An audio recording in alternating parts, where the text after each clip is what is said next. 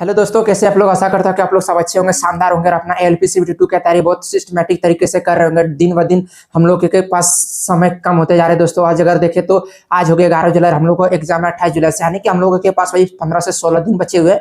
तो उस 15 से 16 दिन में आपको भटकना नहीं है दोस्तों, और कहीं इधर उधर नहीं करना है। कुछ एक खास रणनीति बना करके उस बचे हुए दिनों में आपको करना है और एक अच्छे मार्क्स गेन करने हैं। तो जैसे मैंने आप लोगों से वादा किया था कि दोस्तों जब तक एलपीसीबीटी 2 का एग्जाम नहीं हो जाएगा तब तक मैं इस चैनल पर डे एक फुल लेंथ का मॉक लगाऊंगा, चाहे वो प्रीवियस ईयर का हो, चाहे वो मॉक टेस्ट का हो, चाहे वो लाइव टेस्ट हो।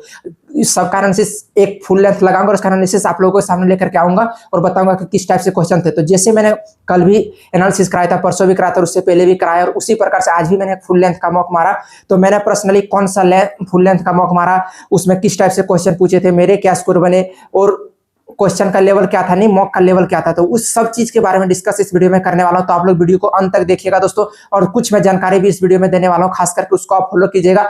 आपके भी मार्क्स मतलब 100% बढ़ेंगे, क्योंकि मेरे बहुत से भाई कमेंट करके पूछते हैं कि भाई कुछ टिप्स दो यार कि बचे हुए दिन में कैसे करें, या फिर मेरे मार्क्स नहीं बढ़ रहे। तो वो सब चीज के बारे में बताने वाला हूं, तो आप लोग वीडियो को प्लीज दोस्तों अंत तक देखिएगा।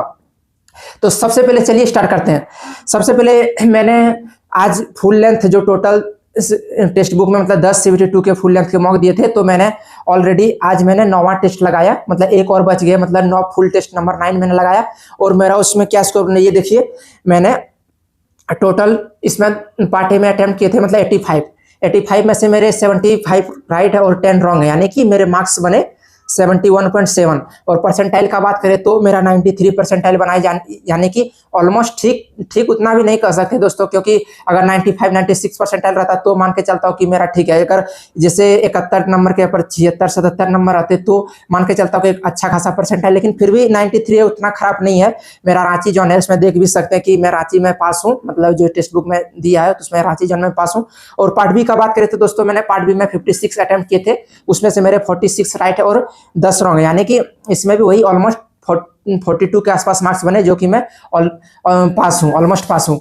तो अब आपके मन में चल रहे हैं कि भाई आपने मतलब पार्ट बी में कैसे इतना मार्क्स कर रहे हैं, या फिर पार्ट ए में कैसे कर रहे हैं, तो वो मैं अपना शेयर करने वाला हूँ कि मैंने किस टाइप से किया। तो आपको मतलब जो चीज को मैं बताऊंगा उस चीज को आप फॉलो करिएगा, और मैंने जिस टाइप से किया उसी टाइप से आपको भी गाइड करूंगा, और आप भी उसी प्रकार से करिएगा, तो आपका भी मार्क्स मतलब कहीं ना कहीं जरूर बढ़ेंगे। तो सबसे पहले इसमें बात करें तो मैंने 3-4 क्वेश्चन कुछ मिस्टेक कर दिए, अगर वो नहीं करते तो मेरे भी मार्क्स मतलब 75 तो ऑलमोस्ट आ ही जाते। तो मैंने जो 3-4 क्वेश्चन मिस्टेक किए, सिली मिस्टेक बोल सकते हैं, तो वो मैंने किए, उसका भी मतलब दिखाने वाला हूँ कि मैंने कौन कौन सा क्वेश्चन पर्सनली मुझसे नहीं बने, वो सब क्वेश्चन आप लोगों के सामने डिस्कस करूंगा। और अगर टेस्ट का बात करें दोस्तों, तो ये टेस्ट का लेवल मतलब ईजी नहीं कर सकते, ईजी टू मॉडरेट नहीं, यानी इसको बोल सकते हैं मॉडरेट टू हार्ड लेवल। यानी आप लोगों ने अगर टेस्ट नंबर 9 को दिए होंगे, जो टोटल 10 टेस्ट दिए हैं टेक्स्ट बुक ने, अगर 9 आपने दिए होंगे तो उसका कमेंट करके स्कोर बताइए कि आपका स्कोर कितना बना। और अगर आपने अभी तक नहीं दिए तो उसको जाकर के जरूर से जरूर अटेम्प्ट करिएगा और देखिएगा कि लेवल कैसा था। तो मैंने जैसे फेस किया दोस्तों, तो मुझे तो लगा मॉडरेट टू हार्ड कर सकते, इजी टू मॉडरेट नहीं है।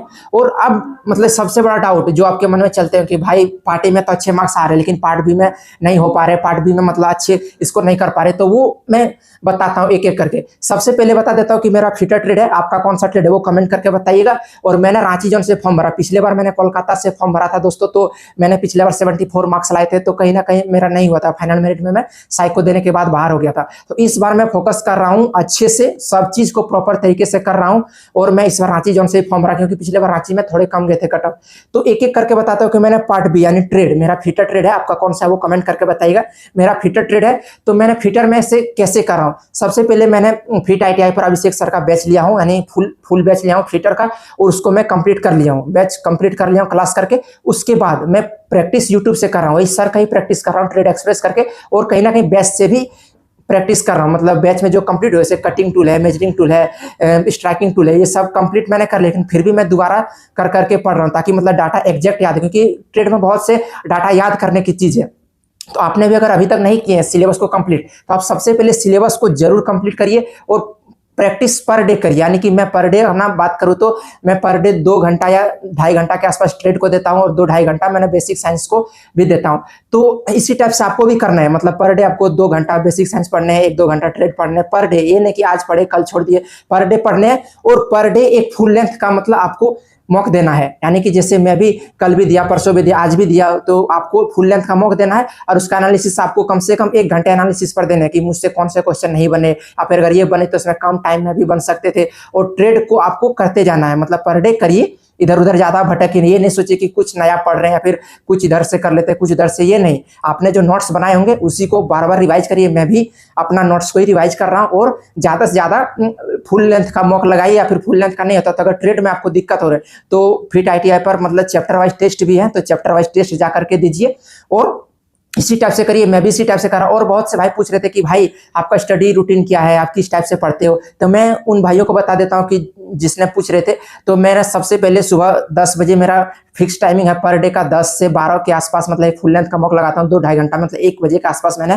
फुल लेंथ का कंप्लीट कर लेता हूँ उसका एनालिसिस वगैरह करके। उसके बाद मैं 1-2 घंटा ट्रेड करता हूँ। ट्रेड करने के बाद फिर शाम के टाइम में मैंने वीडियो एडिट करता हूँ, और फिर रात को मैं बेसिक साइंस पढ़ता हूँ, उसका कुछ मतलब प्रैक्टिस करता हूँ। तो ये मेरा पर डे का रूटीन है दोस्तों। और आपका जो मैंने बताया आपने भी इस तरह से करिए, जो मैंने बताया इसी टाइप से आप भी करिए, और प्रैक्टिस ज्यादा से ज्यादा करिए। जितना ज्यादा प्रैक्टिस करेंगे उसका एक्यूरेसी उतना बढ़ेगा, आपको एग्जाम में उतना प्रेशर नहीं होगा। तो मैं पर डे एक फुल लेंथ का मॉक लगाता हूँ, आप भी पर डे एक फुल लेंथ का मॉक लगाइए। और जो मैंने टेस्ट में दिखाया दोस्तों कि मेरे 71 मार्क्स आए, तो इसमें मैंने 3-4 क्वेश्चन जो मिस्टेक कर दे वो आप लोगों के सामने दिखा देता हूँ। अगर वो नहीं करते तो कहीं ना कहीं मतलब 75 मार्क्स बन जाते। तो सबसे पहले ये देखिए मैंने गलती कर दी, प्रकाश संश्लेषण होता है 4 इसमें दिए, हरी पत्तियों में, हरे तने में, हरी शाखाओं में, हरी जड़ों में, और इसका ऑप्शन है। तो ये अब जानते तो कमेंट करके बताइएगा। और 2-3 क्वेश्चन है, मतलब मैथ के भी 2 मैंने मिस्टेक कर दिए। तो एक है डिविजिबिलिटी रूल करके दिया था नंबर सिस्टम से, वो मैंने नहीं बना पाया। ये देखिए जब 43 को x से विभाजित किया था तो शेषफल x-5 प्राप्त होता है। यदि x एक प्राकृतिक संख्या तो x के कितने हल होंगे, तो इसका भी आप कमेंट करके बताइएगा। अगर आप जानते हैं तो कमेंट करके बताइएगा। और एक क्वेश्चन देख लीजिए दोस्तों, साइंस का था, 2 पिंडों के गति का अनुपात, सॉरी साइंस का नहीं मैथ का है, 2 पिंडों के गति का अनुपात 2:3 है। यदि 50 मीटर की दूरी तय करने में 10 सेकंड लगने वाले समय में 10 सेकंड का अंतर है तो उनकी गति में अंतर ज्ञात कीजिए। तो ये क्वेश्चन थे इस टाइप से, मतलब आप लोग भी अगर इसका जानते हैं तो कमेंट करके बताइएगा। और जो मैंने तरीके बताए आप लोगों को उस टाइप से आप करिए, आपके भी मार्क्स मतलब 100% बढ़ेंगे। तो आज का जानकारी यही था दोस्तों। अगर और कोई भी चीज के बारे में जानकारी जानना चाहते हैं तो कमेंट करके बताइएगा, फिर नेक्स्ट टाइम में उसके बारे में वीडियो लेकर के आऊंगा। तब तक के लिए धन्यवाद।